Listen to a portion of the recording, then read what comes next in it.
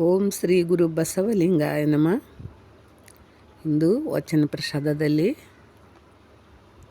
ಶಿವಶರಣೆ ಮಹಾವೈರಾಗಿನಿ ಅಕ್ಕಮಹಾದೇವಿಯವರ ಒಂದು ವಚನ.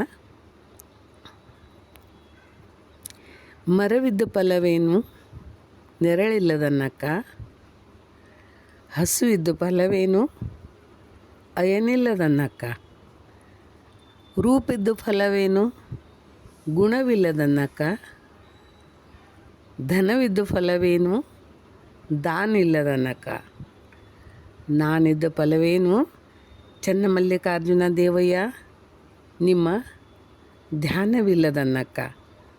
ಶರಣು ಶರಣಾರ್ಥಿಗಳು.